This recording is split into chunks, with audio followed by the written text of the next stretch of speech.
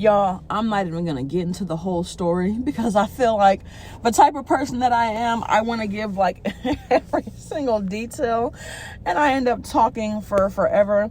But like something happened at work, and Spirit was telling me like this is about to be the season or the year of F around and find out, right? So this, we've been talking a lot, and a lot of people have been speaking a lot about this year being the year of 8, being 2024, and it's going to be a year of movement. It's going to be a year of financial blessings. It's going to be a year of a lot of good things coming in very swiftly, right? But this year is also going to be a year of karma. Like when I look at the number 8, it's nothing but a right side up infinity sign, right? Or infinity sign on its side, depending upon if you consider the infinity sign to be the symbol that's right side up. But the number 8 is nothing but the infinity sign, right? Which represents karma. It represents what goes around, comes around. It represents reaping what you sow. So, I made a video or talked about this in several videos last year where I was like, this is going to be a year where a lot of people reap what they sow. And that could be a great thing depending upon what you've been putting into not only this year, but last year, the past couple of years. If you've been working hard, if you've been trying to start a new business, if you've been going back to school, if you, whatever you've been doing, if it's positive, this is going to be a year where it's really going to propel you forward in a good way. But on the reverse end, if what you've been doing is negative, this is really going to be a year where people are going to start reaping what they sow. Like a lot of things are going to start coming in this year that if you're not on the right side of karma, I really don't even know what to say. Like this is going to be a year of F around and find out. And I say that because like Spirit was giving me this message, because even being like at work the other day, this past weekend, and talking and stuff to other coworkers. So to make a long story short, I mentioned about me having this new job, which is not like super new anymore, but about me leaving a previous job because of a lot of things that were going on and stuff. Well, there were three of us from the previous job that were at this new job. One person ended up going back. They just transferred to a new department. That person actually tried to transfer to a different department while we were still there, but the supervisor at that time was holding up the transfer intentionally, right?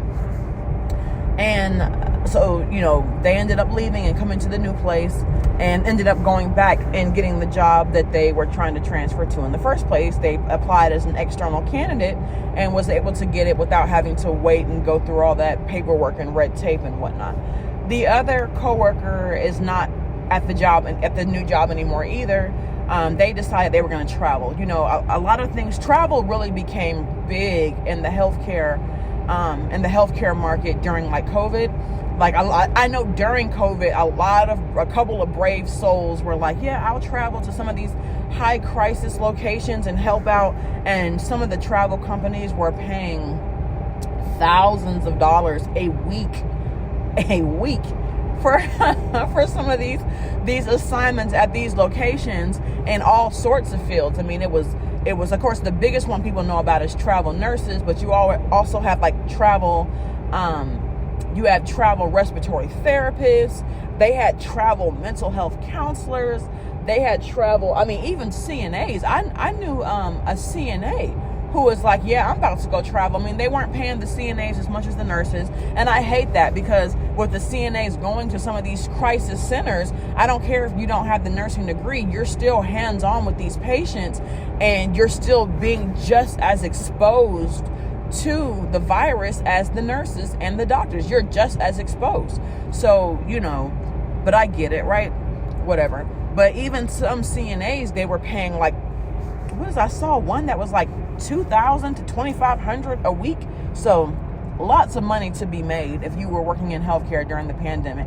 And even after 2020, when when the economy started to open back up, in 2021, when they were trying to get things back to quote unquote normal, the travel gigs persisted. I mean, the pay started to decline slightly, but the travel positions persisted up until about 2022, when they decided that the COVID levels were low enough to where, we didn't need all of this extra help with these crisis locations. I mean, some of the travel jobs, there's still plenty of travel jobs out there that are still paying very well, but they're not paying what they were paying during COVID. But either way, a coworker was like, look, if I'm going to be in an environment where people are going to talk to me and treat me like crap, I might as well be getting paid for it.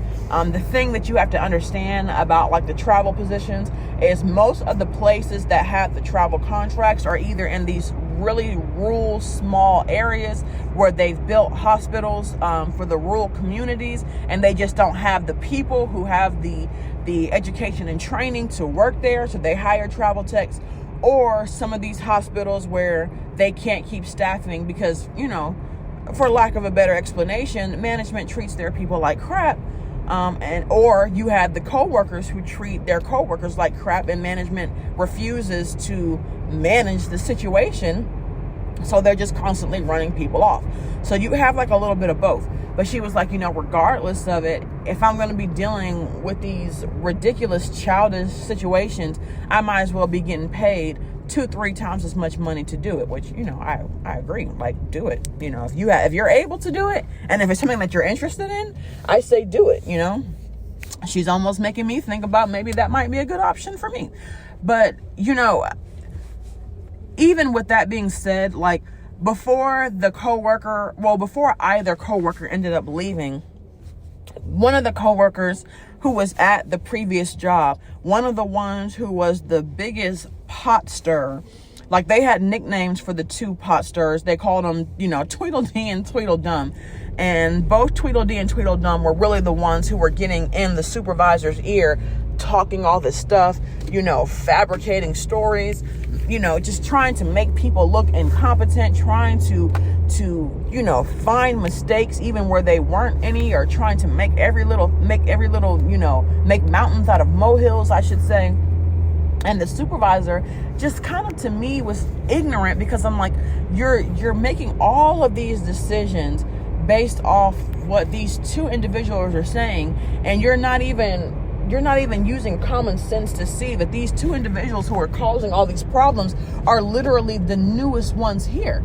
Like, everybody else that's here has been here for years, and people in that department worked great together up until I'll call them Tweedledee and Tweedledum. Up until they got there, everyone in the department worked great together. And how rare is that? Like, people were like, oh, act like adults. You'll find that a lot of adults act like high school children. Arrested development is a thing, and it's way more prevalent than it should be. So it was a fantastic department until those two people got there and ruined everything. Well, Tweedledee, who was the newest person there, she was doing things intentionally because she had an alternative mode. And I didn't even mean to say she. I keep referring to my coworkers as they so that I don't specify a gender.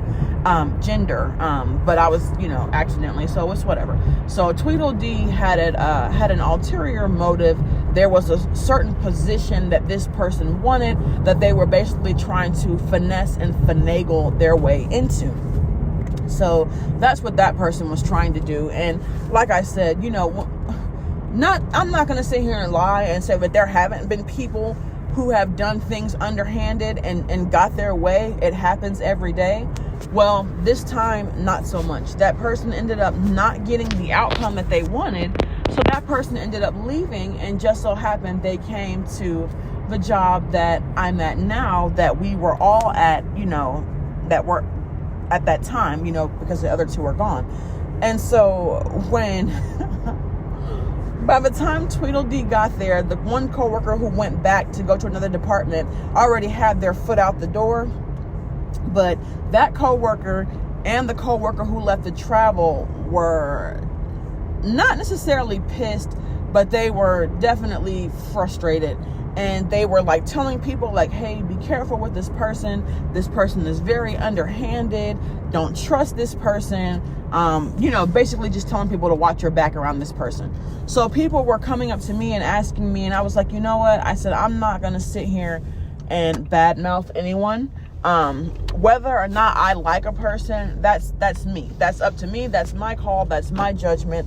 I'm never the type of person where I'm going to try to get other people to see things out how I see it, because when you try to do that, it never really seems to go that way. And I'm not going to say that Tweedledee is a narcissist, but definitely a very underhanded person. And, it's almost like dealing with a narcissist. Like, you can sit there and try to tell people, watch out. But then, of course, this person is going to portray like they're so charming and so sweet that people are going to be like, oh, where's so-and-so talking to? Oh, well, so-and-so must have been the issue. So, of course, y'all, without a doubt, that's exactly what happened. I mean, anybody with any sort of, I'm not even going to say common sense, anybody that can pick up or read energy, anyone who can read a room would have told you that that's exactly what was going to happen. So Tweedledee comes in, and of course they put on this super helpful, I just want to help, I'm just looking for new opportunities, I'm here, I want to learn as much as I can, and all this stuff, this super like can-do attitude. And of course people like fell in love with this person to the point where people were like, well, so-and-so said this about you, like, why are they saying these things about you? And of course Tweedledee follows up by saying, well, those people were really the ones who were the issue, right? I knew that, like, y'all just dealt with this person for months, almost a year. No, matter of fact, for over a year. Y'all just dealt with this person for over a year. Y'all should have known that's how that person was going to play that. Like, did we not just deal with this? So anyways, then people start, talking about coworker, I'm just going to say 1 and 2. Coworker 1 and 2, people are talking about them saying, well, oh, they were really the problem at their old job, blah, blah, XYZ. So, both of them end up leaving, going to find opportunities that were better for them. I keep in contact with both of them. Both of them are much happier in their new positions. The one who's traveling absolutely loves it. Got to their first location, and they were like, this is the location that I went to, is one of the ones where it's in a rural area. It's, small facility. They don't have very many people, but she was like, everybody here gets along and works together well. She was like, I don't know. She said, I'm thinking about maybe making this my permanent home. So I'm like, hey, if you like it, go for it, right? Especially in the smaller towns where you can still find a reasonable cost of living. I mean, like, the pay tends to not be as much in the smaller areas, but the cost of living is cheaper, so it offsets, right? So I'm like, go for it. But either way, so Tweedledee, there ends up being like a thing where Tweedledee begins to show their true colors. And I'm like, y'all, there's no need to out anyone. There's no need to try to force people to see things about a person. Like, people are going to reveal their true colors. At the end of the day, the mask always comes off. Like, that's one thing that you do not have to fret or fear. Unfortunately, a lot of people are easily fooled and blindsided. So it may take a while in some instances, but at the end of the day, the mask always is going to fall off. So Tweedledee ends up doing something to try to make, so like I said, we have supervisors, or I didn't say this, I don't know, but we have supervisors, we have like, on every shift, right? So we have supervisors on every shift, and then under the supervisor, we also have like, a lead, a team lead.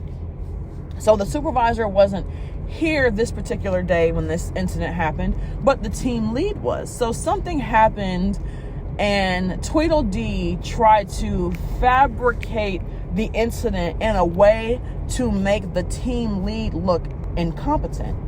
And the team lead, this is a guy. I'm going to go ahead and say the gender. This is a guy, and he was livid. Like, I had to calm him down. He was livid. He was basically, he didn't call Tweedledee out their name, but he did say, like, this person who just walked in the door, who's only been working in this field for X amount of time, is going to come in here and tell me that I didn't do my job adequately. Like, who do you think you are? So he was very livid.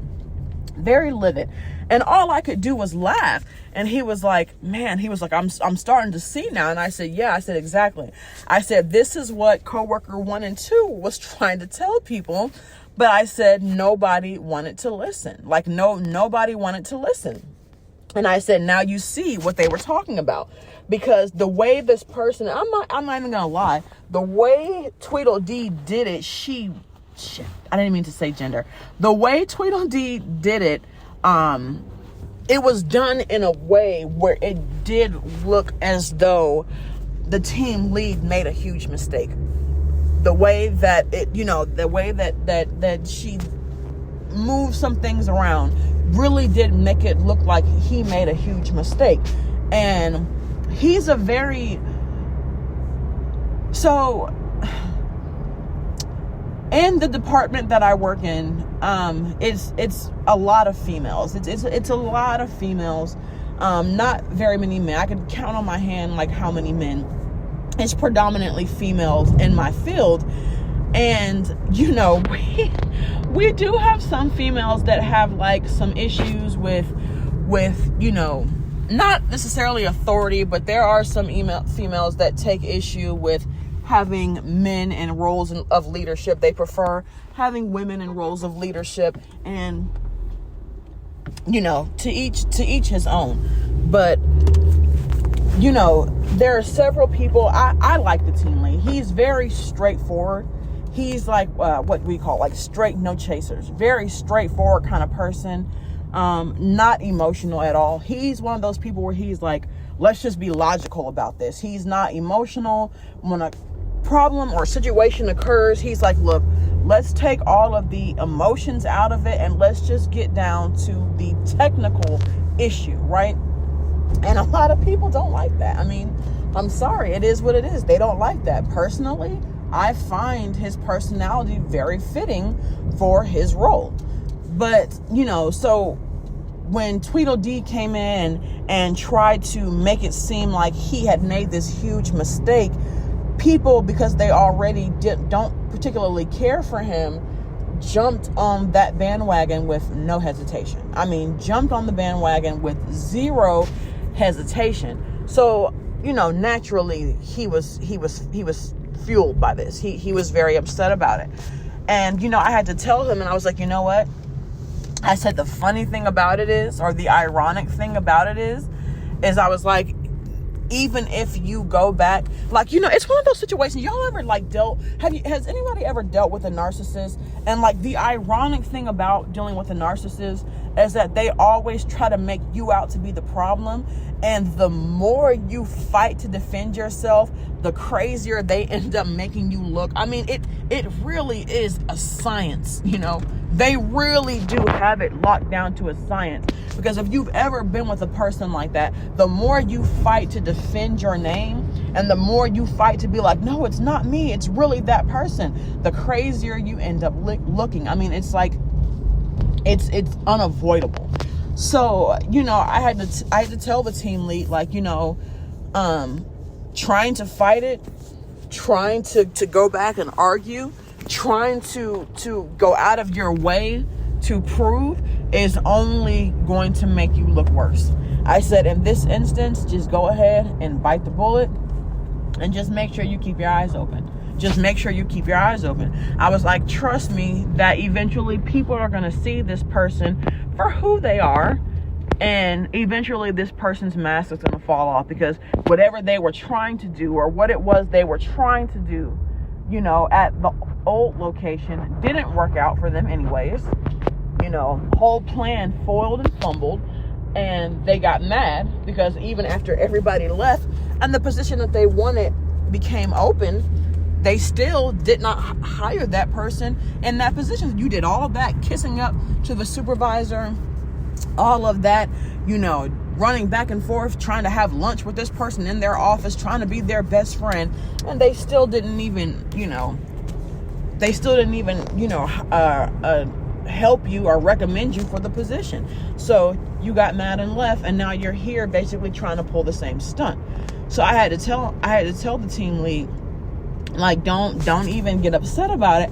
I said, because, when you try to do things underhanded, when you don't go the right way of doing things, when you try to do things underhandedly, I'm like, if this person has this strong of a personality, and being that this person is so good at moving things around, and they're so good at being manipulative, I only have to assume that this person, this is this person's personality, and that they've been like this for years, and they've gotten very crafty at it.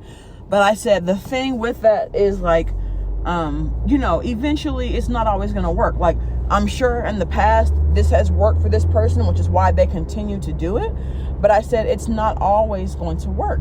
I said, at some point, you're going to meet your match. At some point, you're going to meet your match. So I was like, don't even continue to try to defend yourself. Don't even continue to fight and argue with it. Definitely clear your name for that situation. Definitely that. But I said, other than that, like, I wouldn't even worry with it, because I'm like, it's only going to be a matter of time before this person does it to somebody else, and then does it to somebody else, and then does it to somebody else, because that's how this person operates. But I was just so tickled. I was so tickled because I was like, coworker 1 and 2 tried to tell you. They tried to tell you, and you didn't want to listen. And you had the nerve to be like, well, they must have been the real issue. No, the real issue is the one that y'all hire, and that's working right up under your nose. That's the real issue. But this is just going to be a Spirit was just telling me, like, this is going to be a season of F around and find out for a lot of people. And that person, and not only that, even at the previous job, because the one coworker who went back and transferred to went to a different department, she has heard things, the manager, like I said, she knows the manager of the department that she's in now. And so, like, the manager has been telling her, like, yeah, that department is falling apart. That supervisor who is so used to sitting in their office and relaxing and not doing anything because they have a team that makes sure everything is done. Now that the team is gone, the supervisor is actually having to come out of their office and actually get to work and do the work. And it's been pretty apparent that supervisor does not know what they're doing. They have been in the office for so long that, things have changed. There are new ways of doing this. There are new procedures for how things are done. And they have not bothered to keep up with it because they're in their office and they don't have to do any of the hands-on work. Well, guess what? All of that has changed. So it's getting to a point now that the department was so shorthanded, the supervisor had to come out and do the hands-on stuff and has been making so many mistakes. And if anybody knows anything about healthcare, with healthcare, they have inspections. They have every other year, the biannual inspections where they have, the regulatory agencies that come in and comb through everything with the fine-tooth comb. And they were like, when the regulatory agency comes through, which for that hospital, it's going to be this summer. It's going to be this summer that they come in. They said if they come through and if they ended up failing the inspection, that supervisor may end up just being out of a job. So, we are really in the season of F around and find out. And, I feel sorry for the people that are going to have to learn the hard way. But then at the same time, I really don't. But this is definitely going to be a year of reaping what you sow. So I just hope that everybody is getting on the right side of karma. We all make mistakes. We all do things, especially in our younger years where we think we know everything, only to come to find out later that we don't know nothing. Like, a lot of stuff happens. So, you can't change anything. But anything that you can make amends for, I always encourage to make amends. I reached out to people when I was going through my year of accountability and self-reflection. I reached out to people that I hadn't spoken to in a long time just to apologize. And most people were very open and susceptible to it because they realized, hey, we were young and dumb back then. I'm not perfect. I made mistakes too. I did have one person that I reached out to that was, was not open to it. They were like, that's years ago. Why are you even on this? And I was like, it's not that I'm on it. It's just that, you know, there are things that I know in my life I could have handled and done better, right? But, you know, we're not going to be able to change and fix everything. But anything that we can make amends for, I just recommend that we do it, you know? Because first of all, it was very freeing. It was very freeing. Like, even if it was a situation where I could have handled something better, for me, like, I don't know how it was for that person to hear an apology. Maybe it was freeing for them. But even if it's things that I haven't thought about in years, just to release it and let it go was very, very, very freeing, right? When it's time for me to be on Judgment Day, I definitely want my heart to be lighter than a feather, right? So I'm just encouraging everyone, because we are, you know, this is really a karmic season. This year is a karmic year, and this is going to be a karmic season. And a lot of people are really about to FAFO. They are really about to FAFO. Y'all, I made a wrong turn because I was trying to find a Subway that's down the street from the school. And I made a wrong turn and have not been able to find the spot that I can turn around in. And now I've been going, I don't know how many minutes in the wrong directions. I'm going to have to get off here so that I can use my GPS to get me back, because I've hit 2 dead ends where I've had to make turns. And shoot, no, I don't want to go there. That's not I thought it was a parking lot. It's just a long, weird, empty street. I'm going to have to I was hoping to find like a gas station or something where I could just turn around, and for some reason I have not passed any structures, and I don't know how many minutes. Like, I don't even know where am I. I know I live in a rural area of a rural state, but I did not know it was like this. I am lost. But anyways, I'm about to get off here and check my GPS to figure out how to get back, because I'm obviously just getting myself further and further lost. But y'all, this is definitely going to be a year of F around and find out. And I'm just praying that everyone is on the right side of karma, to where what they sowed, they are about to reap big blessings and big rewards, right? That's what I want. That's what I'm waiting for. And that's what I'm putting in the work for as well. But y'all, year of 8, big movement, big changes. I'm about to do a U-turn right here in the middle of the road. Yes. Okay, good. Now I have to remember where I was when I made the first turn. But anyways, thank y'all for listening. I hope, this is stop sign. Okay. I hope y'all have a fantastic day. I hope y'all have a fantastic month. January had a lot of powerful energy. In January. And January hit different. There was a lot of powerful energy that came in January. And like the one classmate that I just absolutely adore, we were having a conversation about stuff, and she was, telling me, she was like, we were having a conversation about like protecting your energy and being careful about getting readings and stuff like that. And I opened up to her about like the individual. I said, I had to F around and find out. I had to learn the hard way. I met this individual and absolutely adored this person. And I said I was getting readings from this person and all kind of stuff, only to find out this person was, ape, S-H-I-T, crazy, ape-ish crazy, and I had to stop communicating with this person. And she was like, yeah. So she was like, she ended up going to like the bathroom or something and coming back. And she was like, that person tried to steal your power. And I was like, what? She said, that person tried to steal your power. And I said, yeah, I know that. She said, yeah. She said, I went to the bathroom, and she was like, the minute I walked out the room, she was like, my guides and my ancestors were telling me that that person wasn't actually crazy, that they were moving in a very, very, very calculated manner, that person had actually been in spirituality for a lot longer than they led me to believe they had been, and that they were very calculated and manipulative, and that what that person was actually doing was siphoning my power. And she was like, yeah.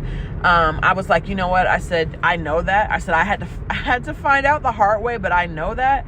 And I said, it all made sense, because I was like, this person, had a platform where they were doing all these readings. And I was like, it was just so weird how every reading this person did almost seemed like it was tailored to me, even down to the specific family issues and things that were going on. I was like, it felt like even down to where this person did a reading where they were like, oh, we're going to talk about ancestral lines and like where your ancestry, where your bloodlines come from. And I was like, dang, like how the like, are there really that many of us out here that come from these? Like, it was weird. It was weird, but I'm just like, man, like, old person is like super tapped in. Well, it turns out the whole time this person was just siphoning off my energy. So that's what that was about. So, my classmate tells me that she's like, yeah, she was like, my spirit guide, she said, the minute I left the room, they told me like, yeah, this person is siphoning her energy.